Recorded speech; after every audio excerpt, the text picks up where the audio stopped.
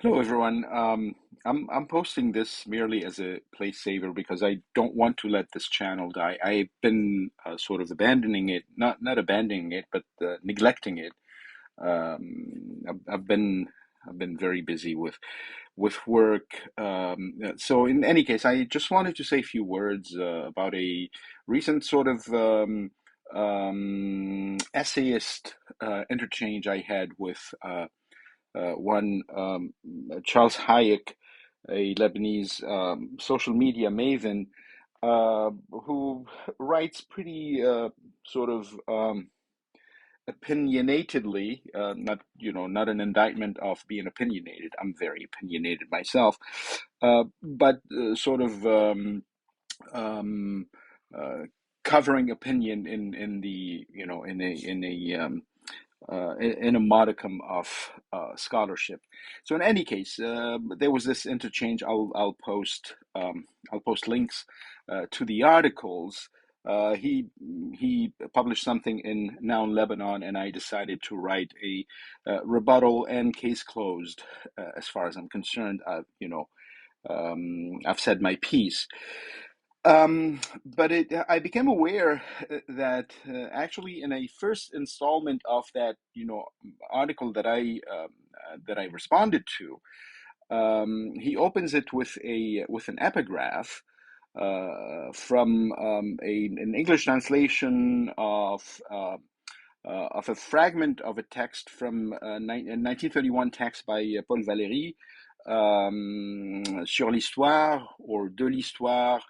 Paul Valéry's sort of musings over what history is. And I was struck by the English rendition of that fragment of text that Hayek opened with. Uh, and I went back to a 2010 book that I published, Language, Memory, and Identity in the Middle East. And I used that same fragment of text as an epigraph to the final chapter of that book, the conclusion. And I was struck by the fact that he essentially lifted my translation and put it as the epigraph to his article. And I'll try to post screen grabs of the different sort of renditions of that original French.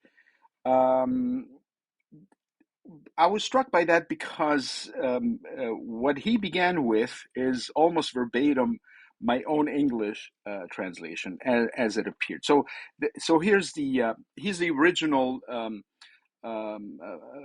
Valéry quote: L'histoire est le produit le plus dangereux que la chimie de l'intellect ait élaboré. Um, his English epigraph, Charles Hayek's uh, بعيد الشبه rendition is: history is the most dangerous product that the chemistry of the intellect has ever elaborated. This is from March 26, 2026. Keep that in one side of your head, okay? History is the most dangerous product that the chemistry of the intellect has elaborated. Now, my translation of Paul Valéry from 2010 is: history is the most dangerous outcome that the chemistry of the intellect has ever elaborated. Rings a bell? Is there an echo here?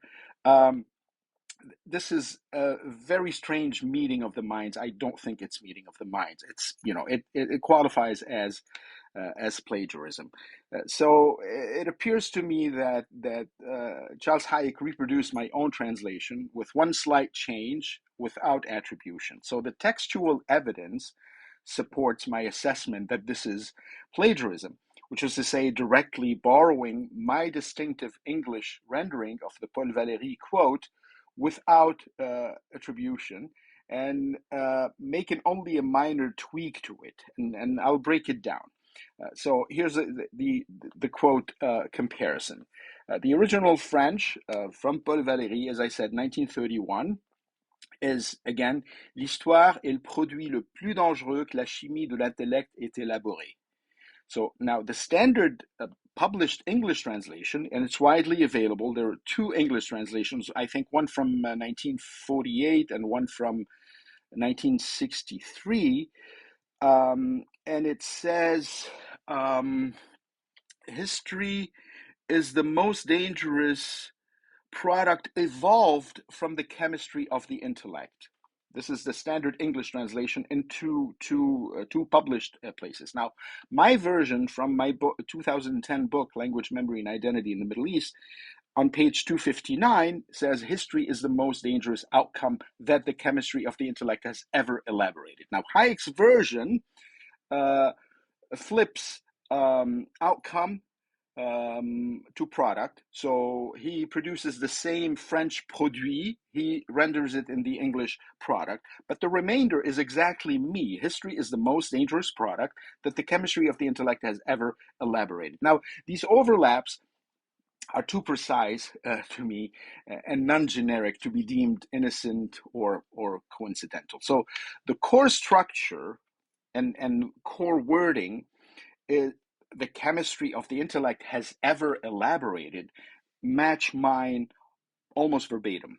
Elaborated is an uncommon and somewhat idiosyncratic choice for rendering élaboré, the French élaboré, in this context. So if you go to most machine translation engines, for instance, and I suspect most human translators might opt to produced or evolved or concocted for élaboré rather than the French élaboré, which I render elaborated. So Hayek shifts outcome, as I said before, back to the French product, closer to the literal produit, but he retains the rest of the phrasing verbatim, the way I've rendered it, including the distinctive has ever elaborated. And this construction is specific to me. This is my own stylistic bent, and it's not present in the original French. So this is not the kind of independent convergence, if you will, that one would expect from separate translations, especially in a short epigraph. In addition to that, Hayek doesn't cite any English source for the quote. He doesn't have to. He's providing a quote, so it could be, just a quote. But the thing is that the standard English translation, as I said before, differs markedly. So that it's, to me, it's unlikely that he arrived at my exact wording like that surreptitiously, or a meeting of the minds. Now I know that he taught at Antura, and I studied there decades earlier, probably before he was born, and we had the same history teacher, Monsieur Rouhana. But that doesn't count. I don't think this explains the overlap. So, to conclude, I asked, does this qualify as plagiarism? In both academic and essayistic writing, a convergence like this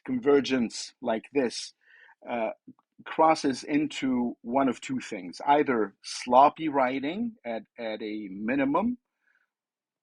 I don't want to say sloppy scholarship, because we're not dealing with scholarship, this is an op-ed. So it's either sloppy writing, this is at worst, or it's unattributed reproduction of someone else's creative intellectual labor at worst. In this case, the intellectual labor that I'm referring to is my own distinctive translation of something. And translation, I want to be clear, translation is foundational in any historical work. And this involves historians, because historians work with original text, and usually in multiple languages. That's preferable, that historians be able to read in multiple languages. So in that sense, I consider translation as a very intimate exercise that a historian engages in, a work of communion, if you will, with the word in its original form. So it involves a certain intimacy in interpretive choices of words and language and elements of text. And this often is highly specific. So translation is not literal. It involves interpretive choices, and in that, translation carries authorial, stylistic fingerprints. And this translation in particular that he produces as an epigraph certainly has my own my own stylistic bent.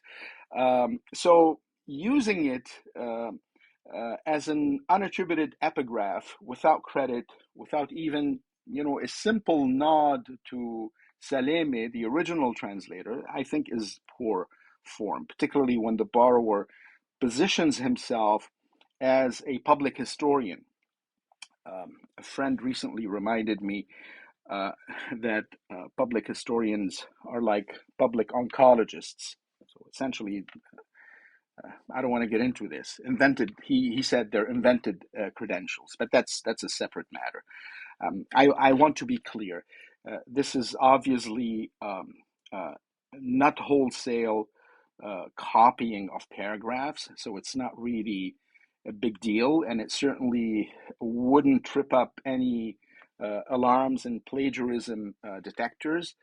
But in the humanities, especially for epigraphs, which usually signal an author's erudition and framing of what's coming next in a chapter or in an article, usually the norm in the humanities is to attribute the source of the translation if it's not the author's own.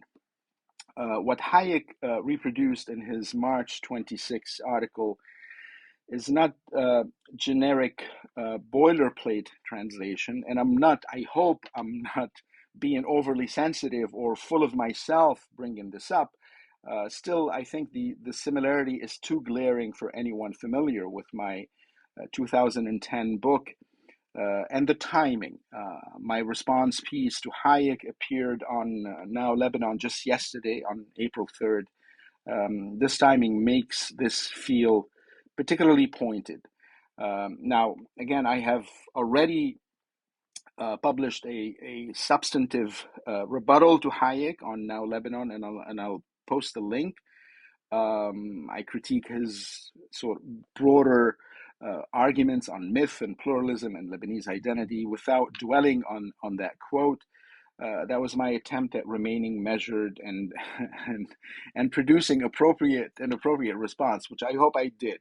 And I consider, as I said, I consider this case closed, but still, this needs to be aired out. Hayek presents as a public historian, and he's probably a very good one on Lebanese memory and heritage and countering what he calls weaponized narratives.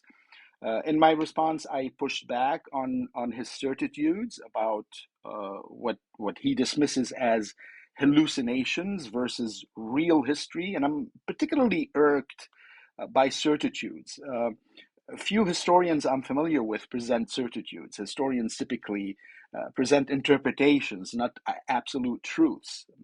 And that's for obvious reasons, namely because the past is not directly observable to us. But in any case, beyond crossing the line and taking liberties as a social media maven, driven by likes and clicks and such things, there is no, to be fair to Hayek, there is no public record of prior plagiarism accusations against him. Nothing turns up in searches, but his interventions align with the methods of someone cutting corners for rhetorical bang, right? And he does that quite skillfully, I think. And hats off to him. Good for him. Um, I explicitly, in conclusion, I emphatically want to stress that I do not wish to escalate or launch a witch hunt.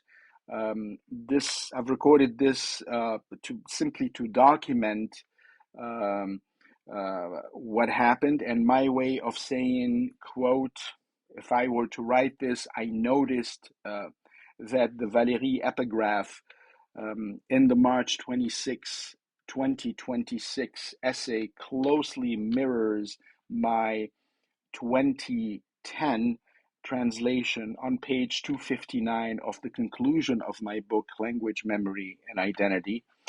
And for future reference, attribution would be not only appreciated, but indeed, I would consider it the righteous thing to do. Thank you.